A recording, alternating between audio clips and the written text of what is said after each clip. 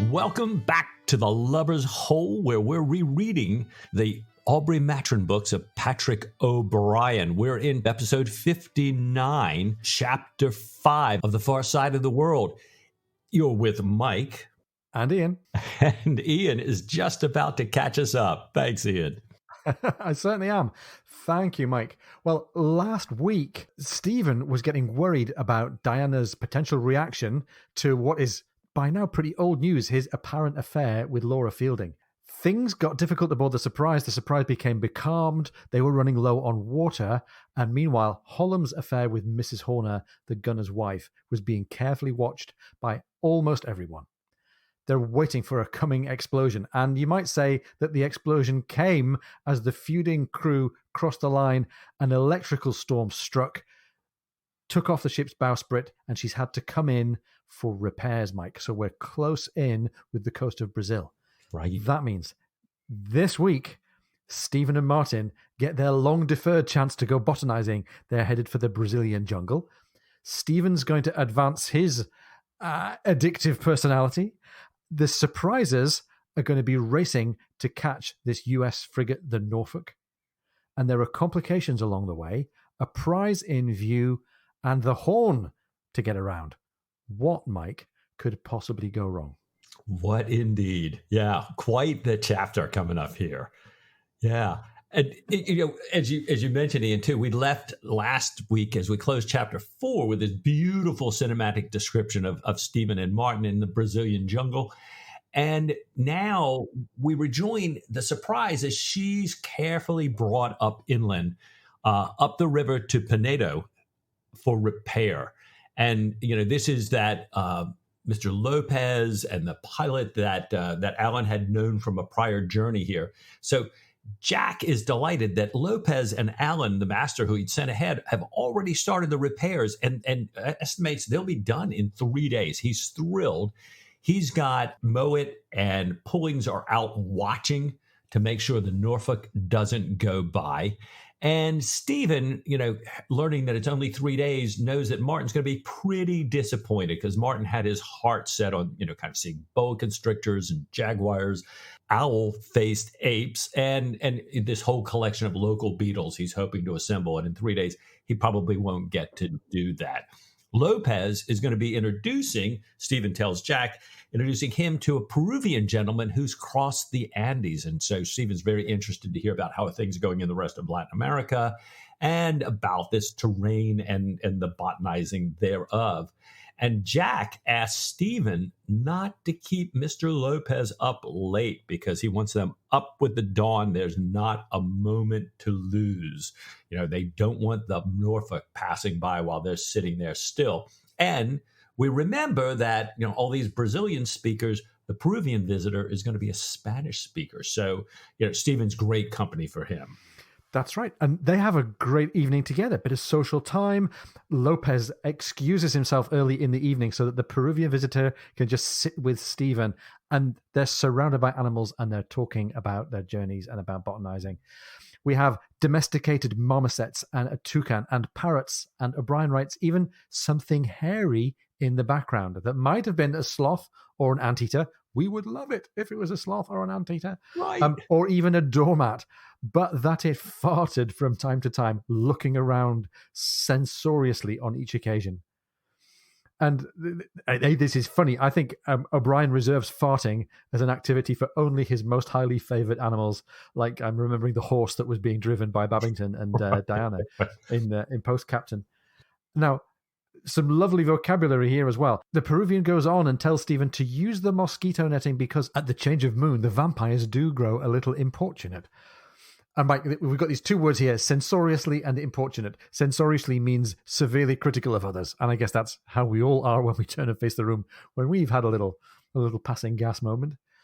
Importunate was a big word in 1806. It meant persistent to the point of annoyance or intrusion. And as a parent, I'm sure I've never experienced that. Anyhow, we love the farting animal and we love the importunate vocabulary. We learned that these vampires, these importunate bats, are watching from the rafters. They prefer a sleeping prey. And the men, meanwhile, talk through the night about Bonaparte, about the liberation of Spain's colonies. It's going to be a subject dear to Stephen's heart, and concerns about the government in Buenos Aires. And by the way, Mike, this is setting up an interest of Stephen's in the decolonization of South America that's going to run for many novels to come. And by the way, has a strong parallel with the life and doings of Thomas Cochrane, but we'll come back to that on another time. There's more important business at hand, which is the Peruvian gent introducing Stephen to coca leaves, crediting these leaves with saving his life getting across the Andes. And Stephen tries them and loves them. Oh, gosh. He says his mind glows. He finds increased mental and physical powers. And the book says, a state of remarkable well-being, no fatigue, no hunger, no perplexity of mind, but a power of apprehension and synthesis that I have rarely known before. And Mike, it makes us wonder, why then have we not solved all the world's problems with this wonder drug? But seriously, your heart sinks at the idea of Stephen adding cocaine to the list of his already cumbersome addictions. Right. Yeah. Stephen's description here, I thought, oh my gosh, I'm back in the 80s talking to somebody across a Xerox machine here. Right. No. It's awful. Well, all hands at dawn are hard at work on the repairs, except for Pullings and Mowat, of course, and their crews, because they are off in the launch and the barge watching and gathering news about the Norfolk here. And so everybody there is giving the rigging, while they've got her in, this complete overhaul. They're setting it up, O'Brien tells us, in Bristol fashion. And the folks that couldn't help on the rigging are completing the ship's water. And here's another one. We just had those earlier 1800 words that you had just talked us through. And this is one, Bristol fashion, which kind of comes out of nowhere about 1810, spikes about 1820 when we had a lot of shipping there in Bristol and ship making and everything. So this ship shape and Bristol fashion, a common term there. But then there's a big surge in 2012, and shame on me, I didn't dig deeper to find out how did this come back? I wonder if this became the period, the language of period novels or something. I don't know. 2012. Yeah. In that, I don't know, but Bristol fashion back again. I don't think there was anything big going down in Bristol in 2012, but who knows? Maybe the listeners can tell us. Right. So this is all sounding pretty good so far. Despite the setback of the losing the bowsprit, the ship is ashore, the hands are being put to work, getting things back straightened up, and Stephen and Martin are off botanizing. Off they go into the woods, past these beautifully described jungles and all this wildlife. And Stephen comes across this band of leaf-carrying ants. And as he's trying to count and quantify the strength of these leaf-carrying ants, poor old Martin is bitten down to the bone by an owl-faced night ape hiding in a tree. We'll come to the owl-faced night ape in a minute, but this is a pretty grave moment. I'm pretty sure Martin's been bitten by things before. Seems to be his jam. Stephen is afraid that this beast might have had rabies. They said that the beast might have been mad. Mad means rabid. And Stephen's worried that if it's got rabies, then he could perhaps fear for Martin's life. But Martin, on the other hand, seems quite pleased to have been bitten. He says, not every man that can show a wound inflicted by an owl-faced night ape. And Mike, this owl-faced night ape is quite a beast. Tell us a bit more about that.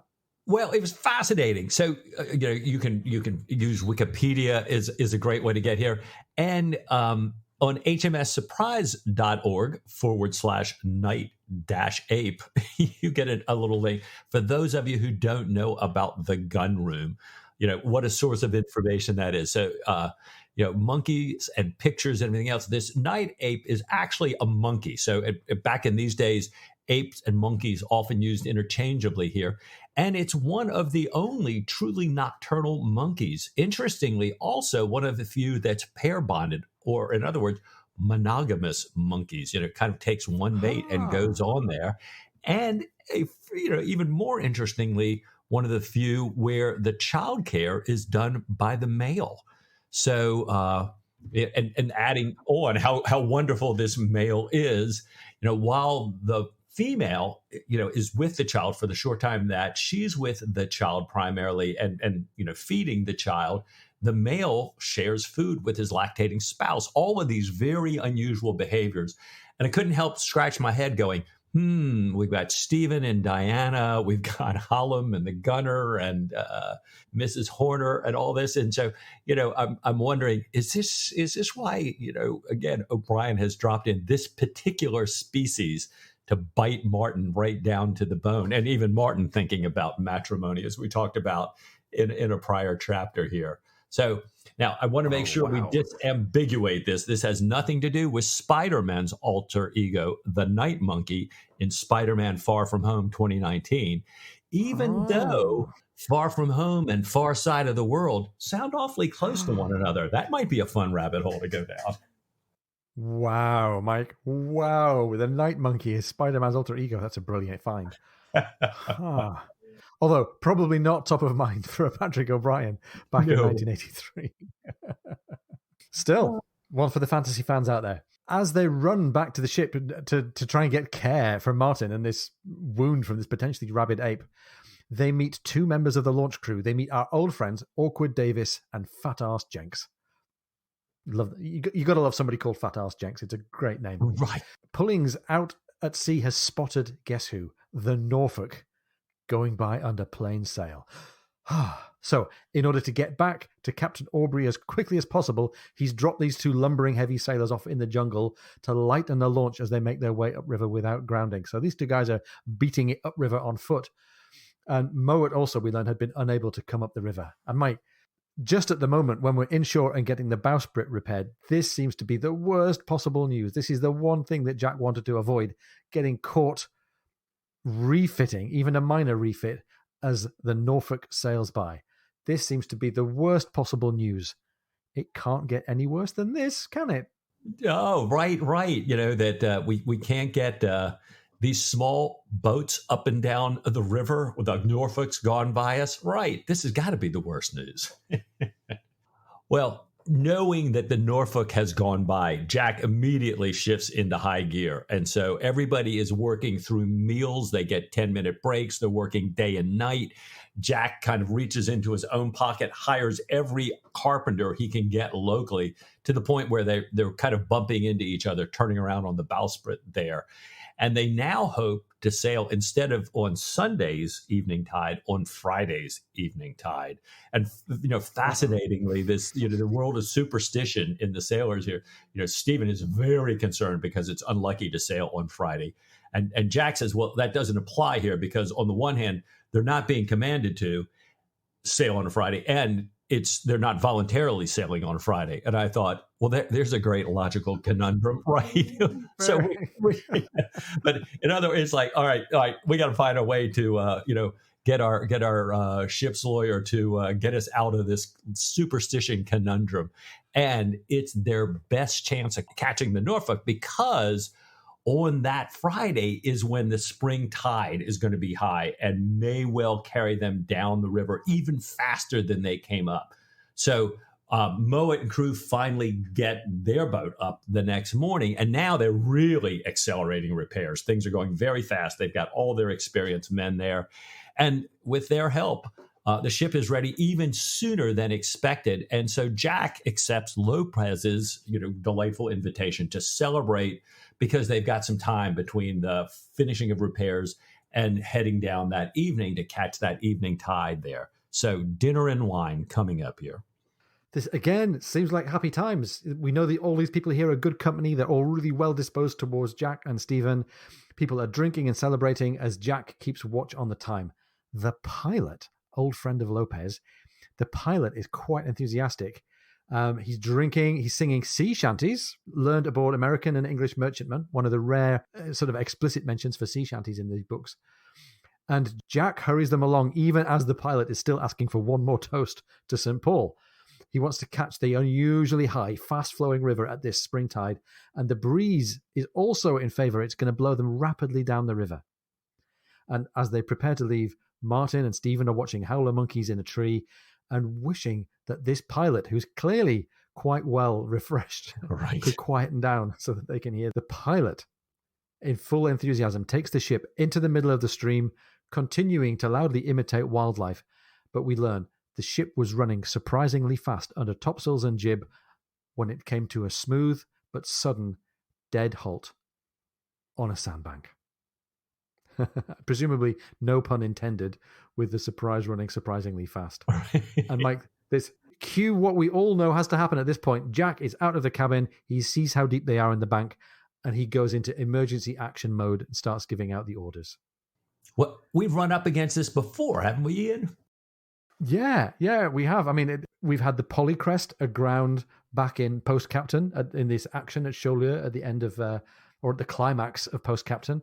We had the iceberg damaged Leopard putting into Desolation Island for refit, and both of these were like super high jeopardy. These are both episodes when it's a challenge for Jack's resourcefulness and seamanship to save the day. So I think O'Brien knows that just by describing the ship running aground, we get the signal that this is a pretty bad situation. So as we get this news, we're just kind of intensifying an already grave situation. And without too many spoilers, I think we can say that this isn't the last time in this book that Jack and his crew are going to have to improvise running repairs to save the fate of the mission and maybe the fate of the ship. And Mike, as I read this, I'm thinking it's been a pattern in this book for us to hark back to episodes from previous books. We harked back to HMS Surprise and the episode at St. Paul's Rocks and the crossing of the line. We're harking back to episodes, as we said, in Desolation Island and in Post Captain. And it's like we're getting the Patrick O'Brien greatest hits. And I'm just wondering whether Peter Weir and the folks that wrote the screenplay for the movie might have been thumbing through Far Side of the World thinking, okay, yeah, here is a book that's got it all.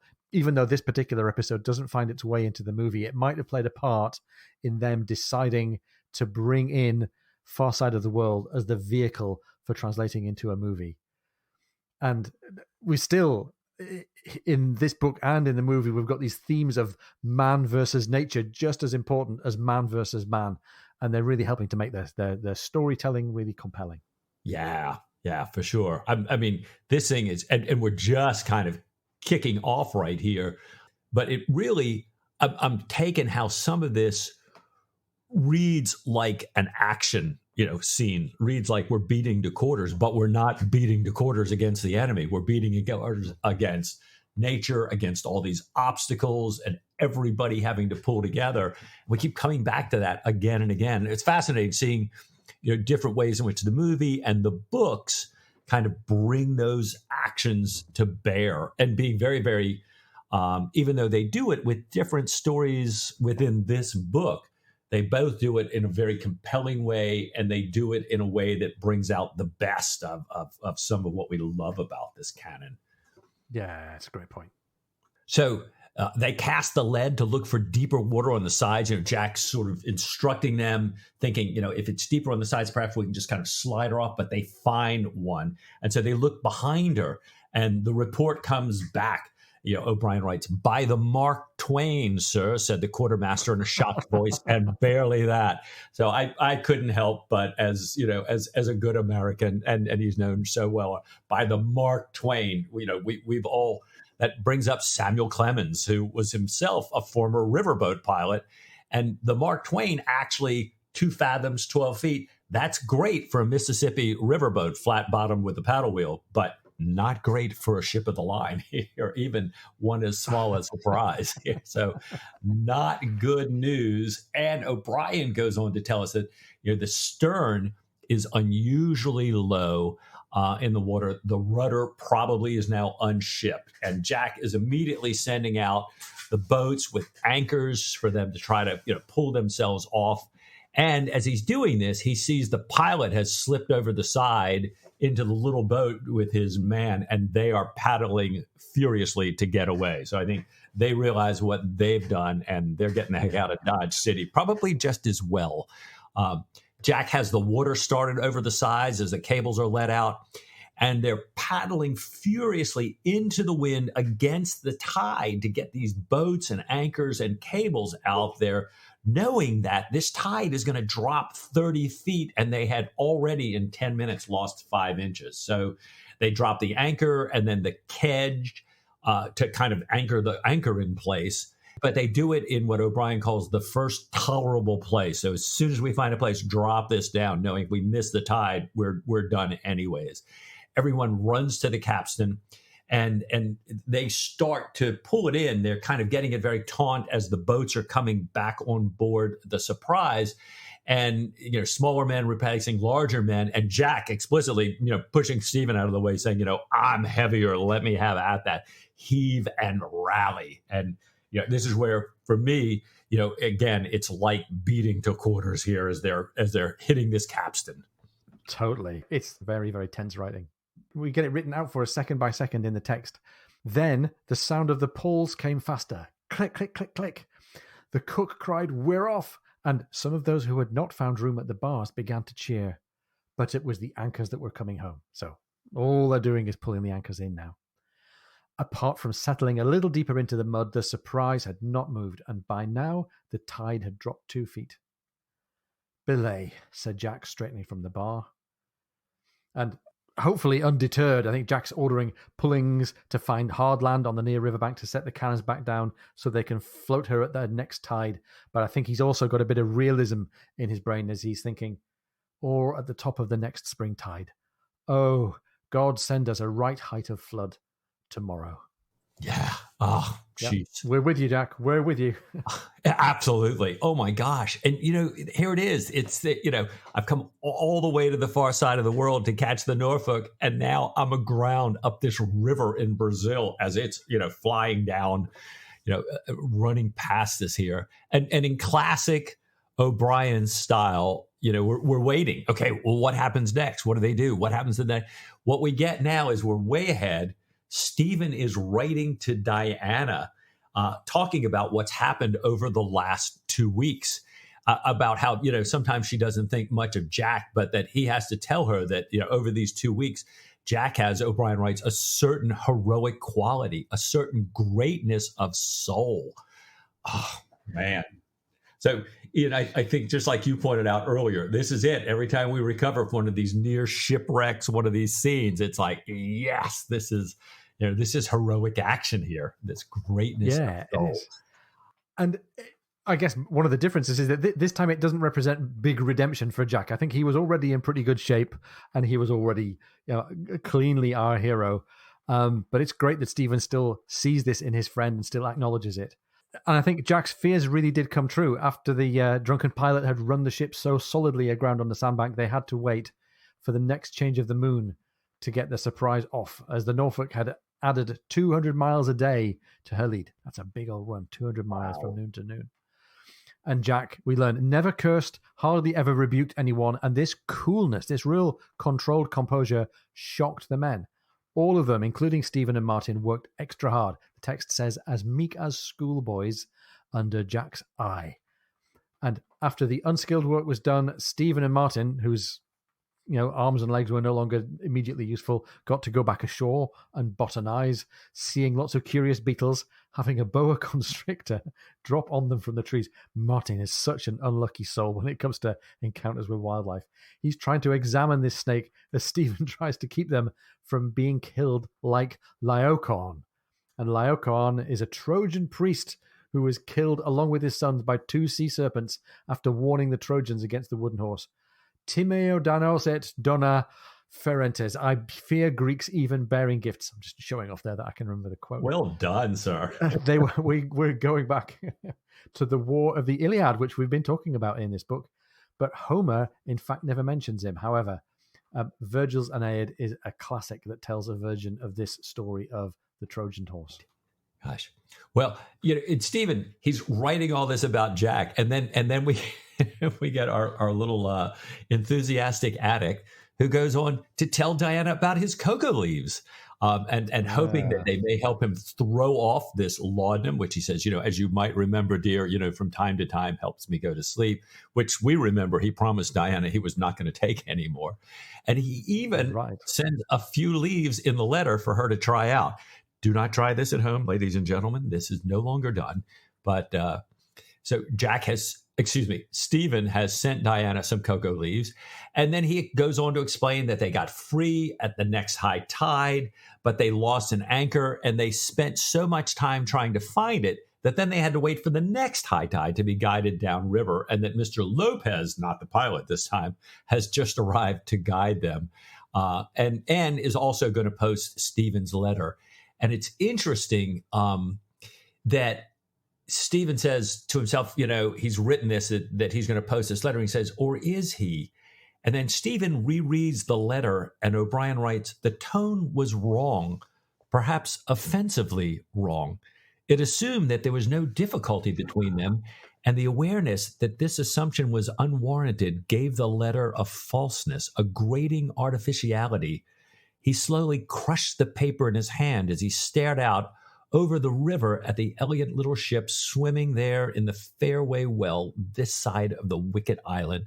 But then, as he saw the boat pull away from her side, the boat that was to carry him aboard, with no more land perhaps until the far Pacific, he smoothed it out again and wrote, the dear knows when it will reach you, but early or late, it brings my love. Whew.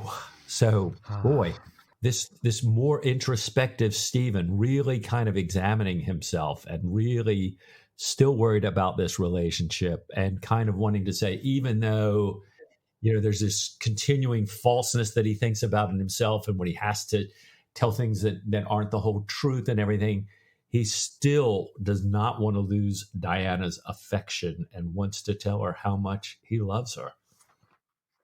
Yeah, and even though he's lacking a bit of self-knowledge about the drugs and the addictions, I think it's great that he could be true to his his need, his want to preserve the relationship with Diana. So good for him.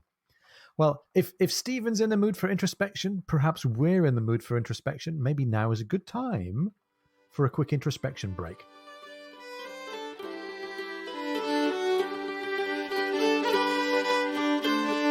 If you're enjoying the podcast, please come and join our supporters on Patreon. Go to patreon.com/lubbershole.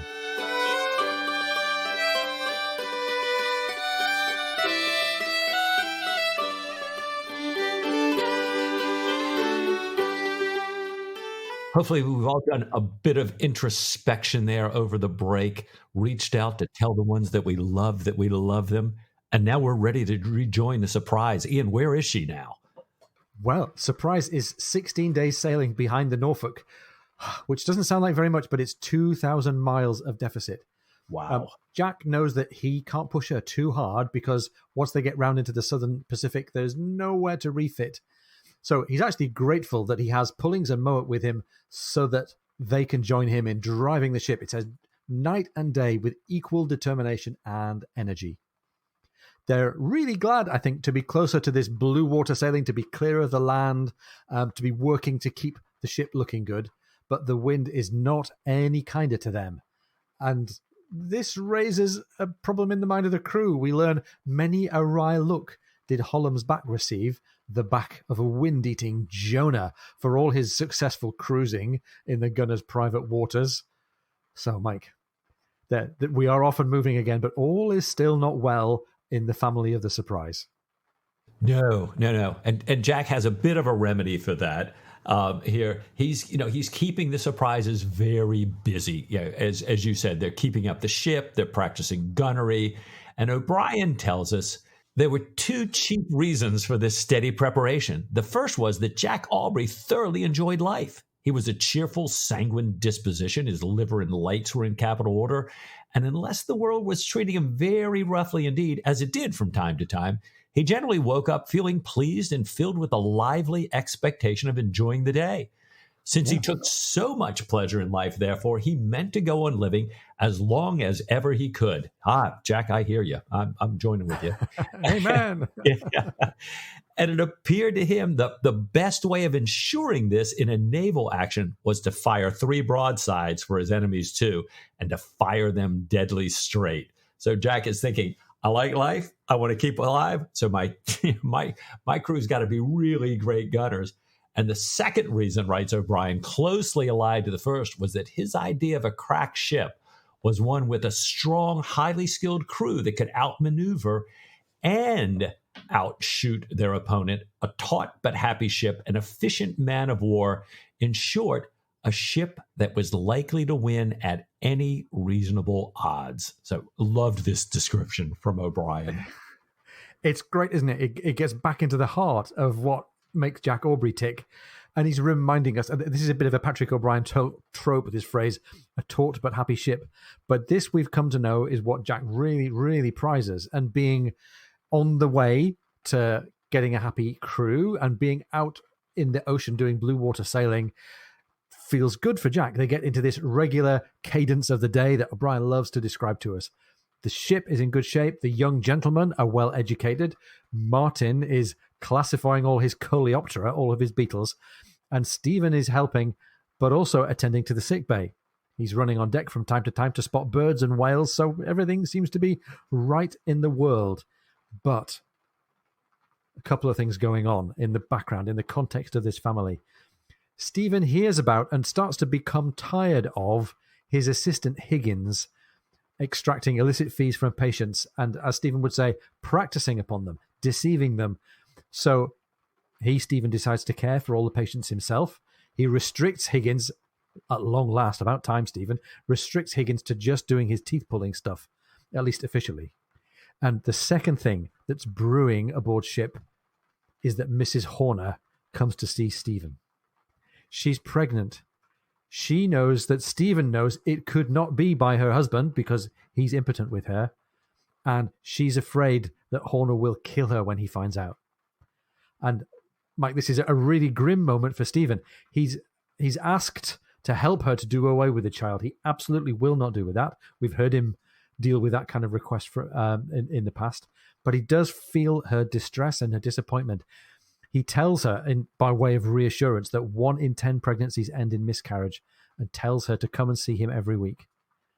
And after she leaves, Stephen thinks that the gunner might well kill her when he sees him dark, angry, and dangerous on deck.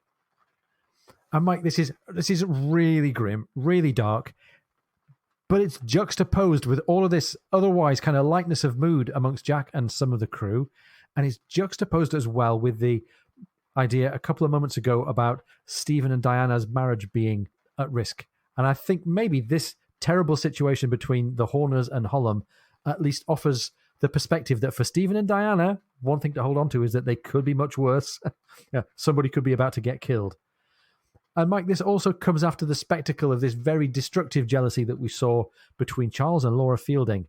And maybe we're being invited to see jealousy as almost as destructive a force as infidelity, as adultery. Yeah, and you know, and how these the horns of the dilemma, these two horns, jealousy and infidelity. Oh, you know, sometimes they come together with this such an incredibly destructive potential. The green monster. Yeah. Yeah. And I guess in Stephen's case, the good news that he can know that Diana doesn't know is that Stephen's infidelity is only apparent. It's only right. Rumored. It appears by accident or circumstances. The jealousy, though, I think is potentially real, and that's a worry for Stephen. Yeah, the jealousy is real, and the passion to act rashly. Yeah. And that's boy, I think, you know, that's got my fingers on the pulse of my own pulse going, oh, Diana, please don't. Yeah. Yeah. Oh, well, Pullings has been kind of busy. They've been talking to other ships as they've stopped them. And Pullings brings Stephen up to date to tell him that they've learned from these other ships that the Norfolk has not stopped and in fact is now moving even faster. And that if she doesn't put into port somewhere before the Horn, they're absolutely going to have to follow her around. And then Pullings wonders if they have to follow her around, how they would ever find her. Because here on the Atlantic side, there's shipping lanes. They can kind of cruise. Everybody's staying to about the same path here. But once she gets around the Horn, she's off hunting whalers, and they're spread far to the south and west. So there's really no way of knowing where she might go here. And there's, at this point now, no port that they can safely pull into to get word of her. So Pullings says it would call for most uncommon luck, and luck is what we have not had much of this goddamn voyage.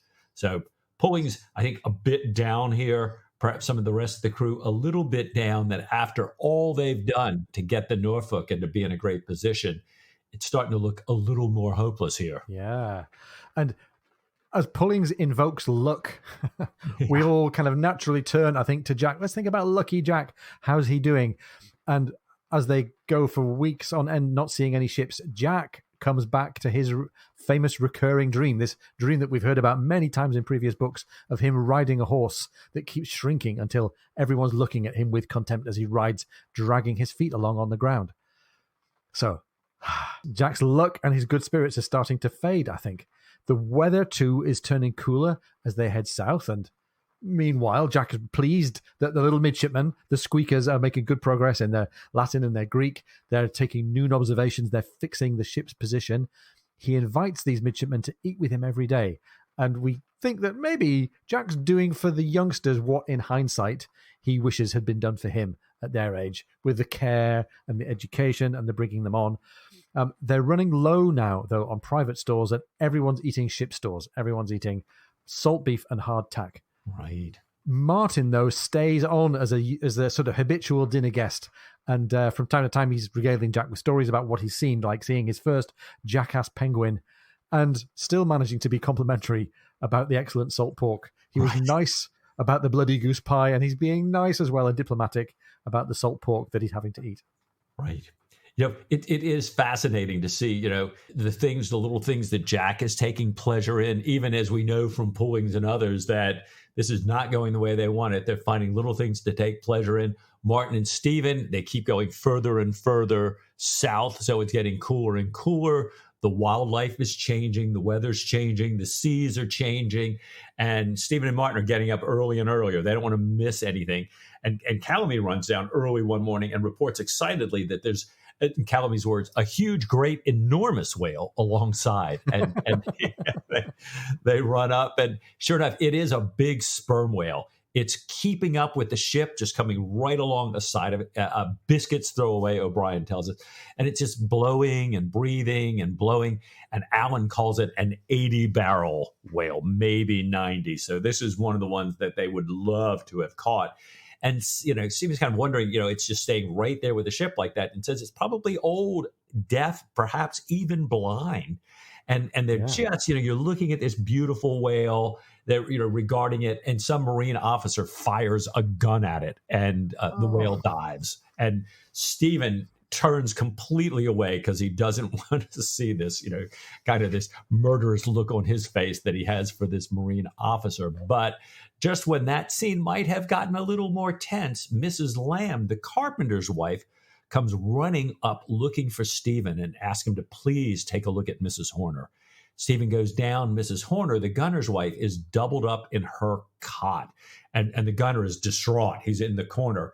And Stephen realizes that despite his unwillingness, that she has obviously found someone who's given her an abortion. And he's really taken aback. And he says, I need light, and I need air, and I need hot water. So everybody except Mrs. Lamb get out of here. And Mrs. Lamb, he realizes, also knows what's happened. So he's kind of, recruited her as a little ally here to help him with Mrs. Horner. Now, Stephen heads out to grab something from his medicine chest, and he runs into Higgins and realizes that this is the guy who has done this. And he tells Higgins that if she dies, if Stephen can't save her, he will see that Higgins hangs for this. Higgins sees what O'Brien calls the reptilian ferocity in Stephen's eyes. We've heard that before. And, while he's usually pretty smart-mouthed, he doesn't say a word here. He just bows his head. Oh, I don't know about you. I'm right there. I feel real rage against this Higgins guy. You can kind of see where it's come from, but Stephen's absolutely justified in this threat to hang him. He calls him a rash, wicked, bungling, ignorant, murderous fool, which is a Stephen Maturin adjective stack that's absolutely earned here. And it's almost sort of sad and a little bit heartbreaking and a little bit vulnerable, the way the gunner comes and asks, what's the trouble? What's the nature of the disease? And it's really, really hard to kind of read this, as Stephen has to go into this mode of politely deceiving Horner about what's going on. He says, it is a female disorder. It's not uncommon, but it is bad, and his wife may or may not recover from the fever. hopefully, he says, her youth, because she's only 19, will save her. And again, this really touching vulnerability of this really sort of angry and disturbed guy asks if the reason is his problem, his impotence. And Stephen reassures him that it's not. And he wonders if there's actually an attachment there. The next morning, then, when the shock has worn off, he sees that the gunner is only angry at the world and angry at his wife for getting sick. The text says, it did not surprise him very much. In the course of his professional career by land, he had seen many and many a husband, and even some lovers, angry at a woman's sickness, impatient, full of blame, quite devoid of pity, and angry that it should be expected of them. Oh my God, that's a very sad commentary on the male gender. It is. And, it's funny because I observed back in my own life how, sometimes I've been here a little bit. And for me, well, this is not a therapy session, but actually for me, it's like, I'm a little bit afraid when my wife is sick because like she, this is the woman who kind of keeps the world together. And I think sometimes that fear gets covered over with anger as well. Yeah. So you're right. A sad commentary on our sex. Sometimes when we're just that, knuckle dragging Neanderthals that we are. And sometimes when it's really that we're afraid or that it is the attachment that Stephen wonders about earlier. And so this chapter is doing a nice job of reminding us to stay close to those we love, right? Definitely. Definitely. I have a feeling, though, that we haven't heard the last of Mr. Horner's feelings about his wife's sickness and her situation. No. Meanwhile, at dawn, a sail is sighted, and the hands make sail immediately aboard the Surprise as they try to identify this new sail. There's no crow's nest, so this can't be a whaler that they've come across. She turns with the wind behind her, and she's going large. She's sailing downwind. It could be the Norfolk, but word comes back that she's only a brig, only 2 masts, which means she can't be the Norfolk. And Jack assumes that she is the packet to Danai, but he can't understand why she's not responding to the private signal. And Mike, we heard earlier on that Stephen is on the lookout for an agent called Cunningham who's meant to be sailing aboard this packet with some stuff that he knows about, but also some stuff that Cunningham doesn't know about. So Jack's mystified as to why this packet's not responding to the private signal, seems to be hauling her wind now to get the weather gauge, and is making obscure signals from time to time and packing on sail. And all of these signals are ruses and warlike maneuverings that Jack recognizes of old, I think. She signals her number correctly, signals that she's carrying dispatches, which means that she can't stop, which is a plausible signal for a packet ship to give in the situation, but she'd still never made that private signal clearly. And Jack signals her to repeat the private signal. She hauls it up. It appears to jam and come down again before it can be read. And again, this is smoke and mirror material that Jack knows very well from his own practice of it. He's pretty sure then that the packet has been taken and is in enemy hands. He says to Pullings that they're going to take her and that Pullings is going to take her home. And that's independent command for Captain Pullings, and Pullings is delighted, I think. Yeah, he really is. He says that, while it wouldn't be like there wouldn't be an action because this thing's not big enough to really fight the Surprise, so there wouldn't be the glory of an action. Still, recapturing a valuable prize would be great. Pullings being the one to bring her back home. And he even mentions, Pullings says that, he'd also be seen as lucky, and that really helps with promotion. So I love how this plays throughout the naval hierarchy here as well. Well, the Surprises, as we know, always love a chase. And O'Brien tells us the piratical side of their character was in full, intensely eager play. And they won it not only because it's a chase, but because they overheard Jack say that Pullings would take her home. And they quite like Pullings. So everybody is absolutely at top form. And Jack called, he says, why don't you ask the doctor to come up because, he might like to see this chase. He'd asked earlier, and Stephen had earlier said that he would not come up to enjoy himself in the cold driving wind, rain, and sleet unless it's a direct order. And I think Jack had said earlier that, he believed that when Pullings went to get him, Pullings was not reporting all of Stephen's mutinous language on purpose. But now he does order him to come up, and they catch the packet despite her 5-mile head start. So obviously phenomenal sailing on the part of the Surprises. And the American officer and the prize crew that are with her are coming across now. And there's this really nice meeting here. Jack and the captain compliment each other. Jack allows him to keep the sword. The captain says, I'm not sure whether, and now that I think about it, that the person who's has charge of the prize may have been a lieutenant, may have been a captain, but this young American, is saying that, I'm glad to have somebody as well known as you to have caught me here. And that perhaps if they had not lost some canvas south of the Horn, they might have gotten away. So Pullings brings her close by the Surprise. They bring over the American prisoners. They bring over the former crew of the packet. And, they've done a little bit of interrogation now. And they don't know, since they were kind of on this side of the Horn, whether the Norfolk is in the Pacific yet. But they do know that on her way to the Pacific, she's already taken 2 homebound whalers, one of which had been out 3 years and was completely, had filled everything she had to fill with oil going back to England. So the Norfolk is definitely doing some damage. We know that now. Yeah. So Stephen asks Jack if there had been any treasure found aboard the packet and wonders whether it would be safer with them or going home with Pullings. And Jack says that if there were 2 chests of gold, then they're already gone. And Stephen says that there may be more. Jack says, well, maybe Tom could have had problems with the privateers, so maybe if there are papers hidden, they might be safer with them, safer staying aboard the Surprise. So Jack and Stephen go across. And Stephen didn't quite like the way he'd been told about the papers on the Danae, and he thought about what Sir Joseph Blaine had said about the troubled atmosphere in London. So he suspects and he thinks that the papers are not there.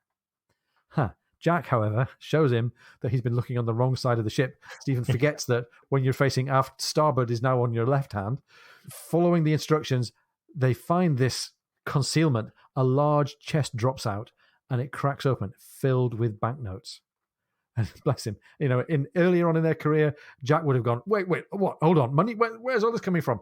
But Jack just knows now that this is part of Stephen's other life as an intelligence agent, and he's used to this kind of thing. Stephen had his pockets stuffed with cash in the Mauritius Command, and I think for Jack, this is just more of the same. Right. Stephen seals the cask back up, gives Jack a receipt, and asks him to watch over it in case something should happen to him. Jack, while they're having this little side conversation, asks after the gunner's wife because he wants to help, and Stephen says that Mrs. Horner may not live. He tells Jack that he has to write a letter for Pullings to carry back and will return to, in air quotes, help Jack with the mail from the Danae. He knows Jack is going to hesitate to open and read it despite the fact that it might contain intelligence. So there's more to learn, though, as we dig into the papers that were on board the packet. There's one letter from an officer called Caleb Gill describing all of the Norfolk's intended movements until the Galapagos archipelago. Just a few paragraphs ago, Mike, Thomas Pullings had said we'd have to be lucky. But guess what? They've got this intelligence about the movements of the Norfolk. Right. Jack feels sure now that with what he's learned about her sailing qualities and with this intelligence, they can catch her before then, perhaps even at Juan Fernandez Island. And this is all sounding great. The future is unfolding before Jack. But Stephen says he would be pleased, but he's worried about 2 of his patients. One is the gunner's wife, and the other is our old friend Joe Place, who's fallen and fractured his skull. Yeah, so we've got, it's funny, as you were saying earlier, Ian, this is kind of a book of O'Brien's greatest hits. And we've been reminded earlier about Stephen's, skull surgery way back early on the Sophie. And now here we are. We're kind of replaying this scene again. And Stephen asks Martin to help him trepan the Place's skull. And Martin had wanted to go visit the gunner's wife. And Stephen said, you know what? Here, I've got this important operation. Help me with this. And when she gets a little better, you can go see her. And the Surprises are all delighted to watch again. They've always told everybody about Stephen's skill at this. And now they're all knowing they'll all have another story to tell for the rest of their lives here. So once again, it goes well. We don't get a lot of detail here. We kind of rejoin them as Martin is sewing the scalp back on. And we know Martin's very, very well skilled in stitches here. And Jack and Bondin, O'Brien reports, appeared to have gone pale during the operation. Everybody else loves it. But O'Brien says about everybody else's loving it, it's the last gratification they had for a very long while. And in some case, the last they ever had. Ooh. In some cases. Yeah, wow. So this is, boy, I'll tell you, he's been throwing down these little ominous things, but that one's pretty much a bold italics and underscore, I think. Yeah, that's pretty on the nose. And by the way, this is a lemony fresh Russell Crowe alert. This trepanning of the skull, absolutely replayed in the movie, complete with really great gruesome sound effects as Stephen Maturin uses the trepanning tool on Joe Place's skull. So, meanwhile, we're getting into the Southern Ocean, and that means bad weather. And we learn that a gale blows for 3 nights and 2 days. We have rain, sleet. We have the deck awash. We have men unable to walk without lifelines, but they're still making good time due south. Alan the master and Jack are working with conflicting maps as they try and work out their position. They're trying to figure out the best way to proceed. Jack goes on Stephen's rounds along with him, looking at the state of the casualties. They've got men who were injured in the storm. Stephen says that it was from not holding on and not stopping their grog 2 hours before going on deck. A little fling at what he sees as the pernicious habit of grog drinking in the Navy. While we're talking about casualties then, Jack asks about Mrs. Horner. Stephen says, like he said before, that her youth may pull her through, but Jack thought differently when he saw her grey face. It says, immense, dark-circled eyes showing the marks of death. Jack wishes her well and asks her to get better for the sake of the youngsters, and realizes he's shouting with his outside voice. He felt much happier, it says, in the sick bay, where he knew exactly what to say to each man and boy. The boy being one of his youngsters, John Nesbitt, with a broken collarbone, and in his relief, he said to Place, "Well, Place, at least some good may come out of this. At least no one will be able to say poor old Place is down to his last shilling." "How do you make that out, sir?" asked Place, closing one eye and smiling in anticipation, because he knows the captain's level of wit, and he can read this one coming a mile off. "Why, because there are 3 of them screwed to your head, ha ha ha ha," said his captain. "You are not unlike Shakespeare," observed Stephen as they walked back to the cabin. And Jackson, not going to bite at this at all. He says, "So I'm often told by those who read my letters and dispatches, but what makes you say so at this particular moment?"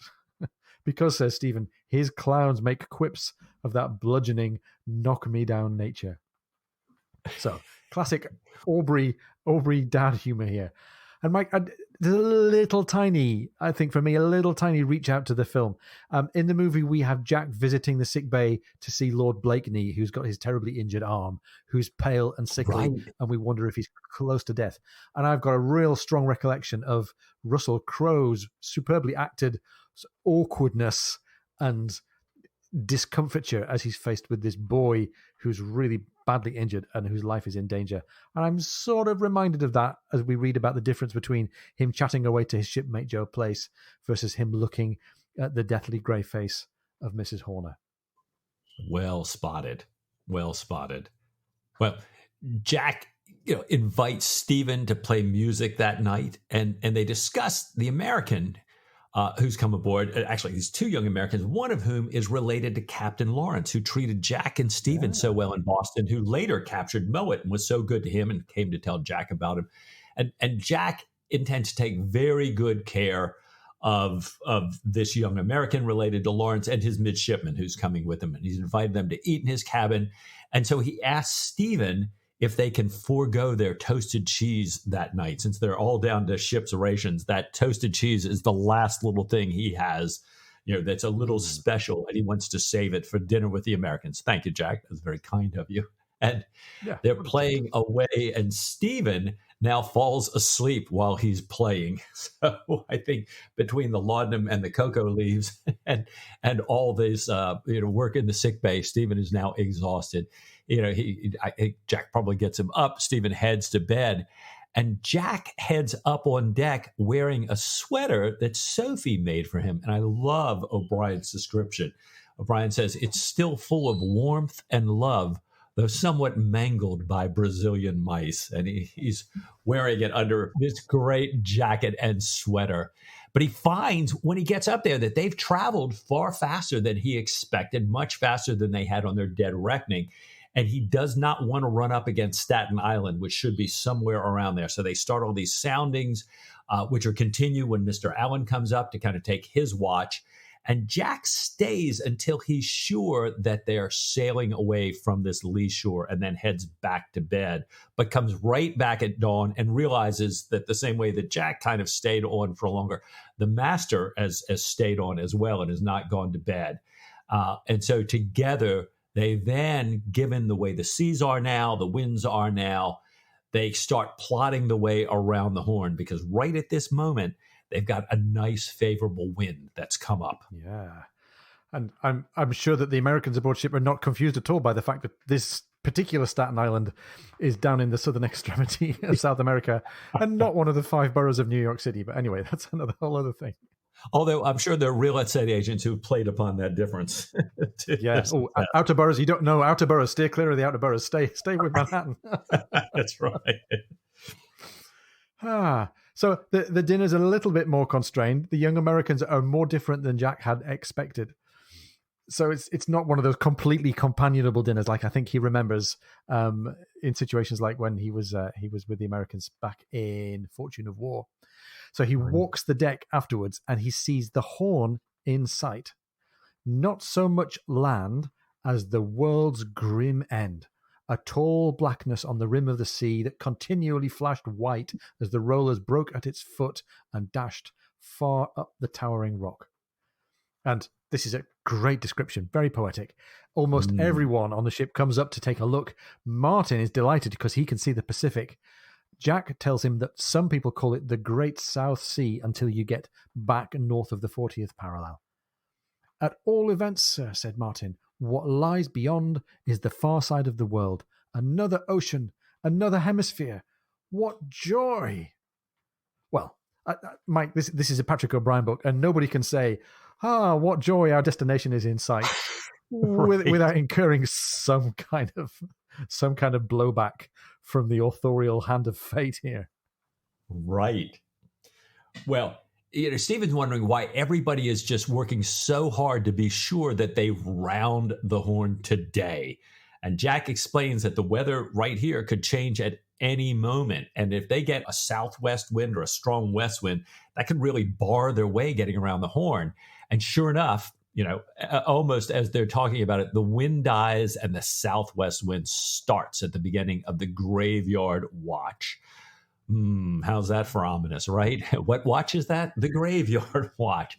And it continues for weeks. For 3 days, Jack tries to continue heading west. And he keeps getting down into the frozen 60s. He's risking icebergs and ice on the ropes and decks and sails, but it only gets worse. And the full west wind now strengthens, and there's enormous rollers sweeping eastward. So they've got the wind, they've got the waves pushing them back. They're really having a tough time of it. And sometimes they could only lie still. I mean, lying still, actually, they're moving backwards and they lose this enormous distance. They're pitching violently. And one of these times, Maturin is trying to head back downstairs, and the bosun's cat is on the stairs. And Stephen's a little irritated at how presumptuous this cat is, and is taking a big high step over it as the boat lurches. He falls down into the hold and is almost killed. Luckily, they kind of opened up a grating. He lands on these coals that are about to be brought up, but he's in pretty beat up, bruised up shape here. At this point, things get really tough upstairs. Yes. So we read that the 2 watches have already attempted to gather in the fore and main topsails. The rigging starts to break down. The clew lines and the bunt lines have parted. The sails split at their seams, which is must be a pretty deafening thing to witness. The masthead, we learn, might have gone if Mowat and the bosun and Bondon and Worley, captain of the maintop, had not gone aloft, laid out on the ice-covered yard and cut the sail away.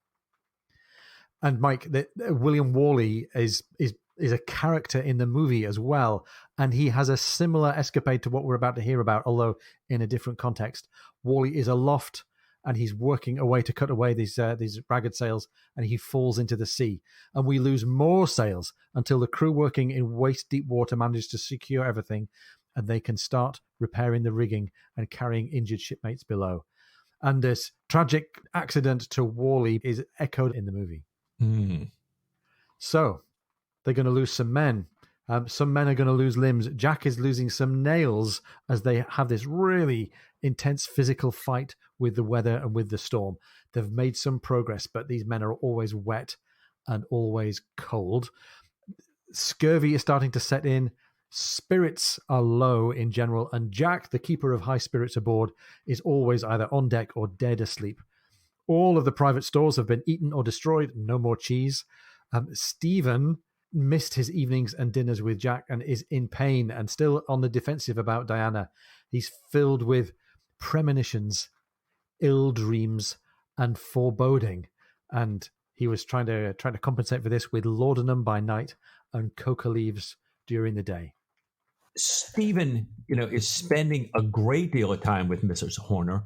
At first, because he needed to. He really had to be caring for her hour by hour. But then he starts to admire her, particularly, her courage and her fortitude. And he actually starts becoming quite fond of her. And she's confided in him her love for Hallam and tells him about their plans to run off together. And Stephen initially is thinking that this is delirium, and he's just kind of saying, he's saying really nice things about it. But now that he realizes that she's quite serious and she's gotten better, he forbids her to speak about it. But she, knowing that Stephen likes her, just ignores him. And Hallam at this early stage is very anxious.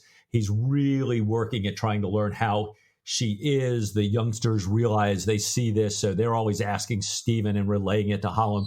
Hallam finally is kind of approaching Stephen directly, kind of almost faking illness to get to see Stephen and then ask, and this is making Stephen a little bit mad himself, and he's giving him some of his concoctions that will make Hallam not feel very well for having come in and feigned illness here. But as this is going on, the Surprise is slowly starting to move more west and north, and the waters are getting better. Mrs. Horner's youth asserts itself as Stephen hoped that it would. And Hallam, who apparently now has some, direct means of communication, some way other than through Stephen to find out about her condition, is growing more cheerful, is heard singing once again and playing Honey's guitar. And in the midst of this, the gunner's on deck one day, grabs a harpoon and kills a seal, brings him on board. And Stephen cuts up his liver for these scurvy patients that he has, because this could be really helpful for him. And as he's distributing it to all of them, he saves a couple of pieces for Mrs. Horner. But when he goes, kind of not at his usual time to visit her and present these, he walks in on Hallam kissing her. And Stephen is really upset. He throws Hallam out. He gives her the liver pieces and says, eat those, and then marches outside with Hallam, saying, basically, you can take any risk you want to, but you can't endanger my patients. And I'm going to report this to the captain. And he sees Hallam's eyes get kind of really big, very scary look on his face as Hallam looks over Stephen's back. And Stephen turns to realize that Jack has stepped in at the gangway right behind him here and saying, report what to the captain? And Stephen's already kind of heard the jealousy and righteous indignation in his voice. And he realizes that, a lot of his anger towards Hallam is really his condemnation of himself. And so he turns around, looking at Jack, and he says, well, I would tell you that Mrs. Horner is far better. And Jack says he's very glad. And, I'm trying to find you to tell everybody that, we're making good progress, and we're at least soon going to have warm and dry beds for everybody. Yeah, good save there, I think, by Stephen, and a good example of a bit of self-knowledge, a bit of self-awareness. And maybe we're going to start to move on to a different step in the story now, because Stephen gets to go find his cello. I don't think he's played his cello for a while in all this weather. O'Brien writes, in the cabin, as Stephen slowly tuned his cello, thinking, it was common jealousy, I make no doubt. Disapproval, too. The fellow's not worth her. A poor groat's worth of a man. Vox et praeterea nihil, although a very fine vox. But sure, men in general are very rarely worth their women. And this little tag, vox et praeterea nihil, means a voice and nothing more. It's from the Moralia by Plutarch, Sayings of the Spartans, a story about a nightingale having no meat on it. It's a voice, this bird, and nothing more. And it's used as a way of talking about people who talk a lot and have nothing to say. But Stephen points out, Hollam's voice is very fine anyway, a very fine vox. And then O'Brien wraps up the chapter for us by turning to Jack's perspective. Jack says, I did not like to raise their hopes too much, but if this goes on, and by all accounts I have read it is very likely to go on, we should raise Juan Fernandez in a fortnight. It's been a slow, rough passage, I admit, but it is not impossible that the Norfolk may have had it slower and rougher still. It is not impossible, he said, trying to convince himself, that we may still find her lying there, refreshing her people and taking her ease. So, Mike, I wonder if Jack's premonitions are true. I wonder if Mrs. Horner's recovery is going to continue. I wonder whether Hollam is going to find a way to be a bit more circumspect in his pursuit of this relationship that still carries on between him and the gunner's wife. And I wonder how Stephen's going to get on wrangling in his mind over the relationship with Diana. Ian, these are great questions. I think the only way we're going to find out is to page ahead to chapter 6 next week. What would you think of a little bit more Patrick O'Brien next week? Oh, Mike, I should like it of all things.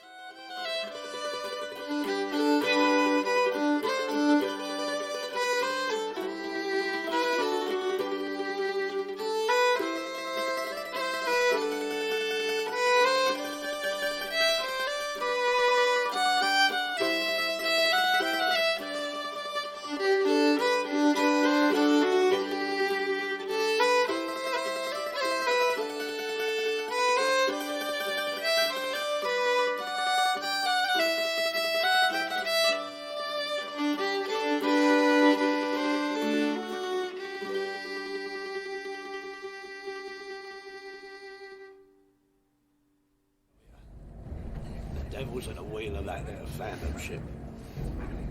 You better hold fast.